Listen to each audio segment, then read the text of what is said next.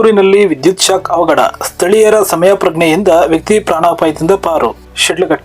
ಶಿಡ್ಲಘಟ್ಟ ತಾಲೂಕಿನ ಮಳ್ಳೂರು ಗ್ರಾಮದ ಮುಖ್ಯ ರಸ್ತೆ ಪಕ್ಕದಲ್ಲಿರುವ ವಿದ್ಯುತ್ ಟ್ರಾನ್ಸ್ಫಾರ್ಮರ್ ಸಮೀಪ ಗ್ರಾಮ ಪಂಚಾಯಿತಿ ನೀರಿನ ಸಂಪು ಬಳಿ ವಿದ್ಯುತ್ ಶಾಕ್ ತಗಲಿ ವ್ಯಕ್ತಿಯೊಬ್ಬರು ಗಂಭೀರವಾಗಿ ಗಾಯಗೊಂಡ ಘಟನೆ ನಡೆದಿದೆ. ಗಾಯಾಳನ್ನು ಗ್ರಾಮದ ನಾಗಣ್ಣ ಎಂದು ಗುರುತಿಸಲಾಗಿದೆ. ಮಳೆ ಸುರಿಯುತ್ತಿದ್ದ ವೇಳೆ ವಿದ್ಯುತ್ ಸೋರಿಕೆಯಿಂದ ಶಾಕ್ ತಗಲಿ ಅವರು ಮೆಲೆಮೆಲೆನೆ ಒದ್ದಾಡುತ್ತಿದ್ದಾಗ ಸ್ಥಳೀಯರು ಸಮಯ ಪ್ರಜ್ಞೆ ಮೆರೆದು ತಕ್ಷಣ ರಕ್ಷಿಸಿ ಸುಭಿಕ್ಷ ಆಸ್ಪತ್ರೆಗೆ ದಾಖಲಿಸಿದರು.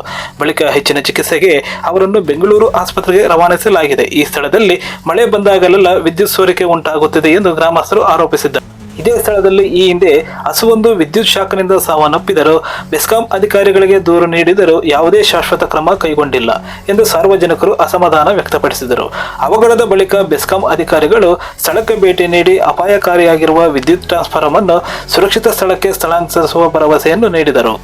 ಆದರೆ ಮಳೆಗಾಲ ಮುಂದುವರೆದಿರುವ ಹಿನ್ನೆಲೆಯಲ್ಲಿ ಇಂತಹ ಘಟನೆಗಳು ಮರುಕಳಿಸದಂತೆ ತಕ್ಷಣವೇ ಟ್ರಾನ್ಸ್ಫಾರ್ಮರ್ ಸ್ಥಳಾಂತರಿಸಬೇಕು ಎಂದು ಗ್ರಾಮಸ್ಥರು ಒತ್ತಾಯಿಸಿದ್ದಾರೆ. ಯಾವುದೇ ಅನಾಹುತ ಸಂಭವಿಸಿದರೆ ಅದರ ನೇರ ಹೊಣೆ ಬೆಸ್ಕಾಂ ಅಧಿಕಾರಿಗಳ ಮೇಲಿದೆ.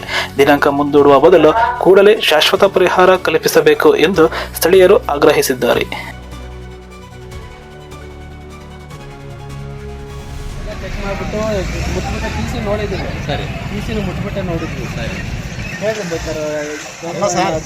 ಸತ್ಯ ಹೇಳಿ, ಇದ್ರಾಗ ಕರೆಂಟ್ ಶಾಕ್ ಆಗಿರೋದು ಅಲ್ಲೇ ಆಗಿರೋದು ಎಲ್ಲೇ ಆಗಿರೋದು ಅಂತ ಇದಕ್ಕೆ ಹೆಂಗೆ ಬರುತ್ತೆ ಬರುತ್ತೆ ಕರೆಂಟ್ ಅಂತ ಇದಕ್ಕೆ ಹೆಂಗೆ ಬರುತ್ತೆ ಚೆಕ್ ಮಾಡಿದ್ವಿ ಬೆಳಗ್ಗೆ ಬೇಲಿಗೆ ಹೆಂಗೆ ಬರುತ್ತೆ ಕರೆಂಟ್ ಅದಕ್ಕೆ ನೋಡಿ ಅದಕ್ಕೆ ಮೊದಲು ಕಾಯಂ ಮಾಡಿರಿ ಬೇಲಿಯಿಂದ ಬಂತು ಇಲ್ಲ ಅಲ್ಲಿ ಇದ್ಲು ಉಪ್ಪು ಹಾಕಿದ್ದೀರಲ್ಲ ಅರ್ತಿಂಗು ಅದು ಗ್ರೌಂಡಿಂಗ್ ಕಟ್ ಆದರೂ ಇದೆಲ್ಲ ಆಗ್ತದೆ.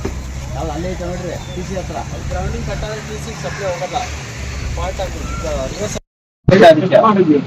ಬೆಳಗ್ಗೆ ನಾವು ನಗಣ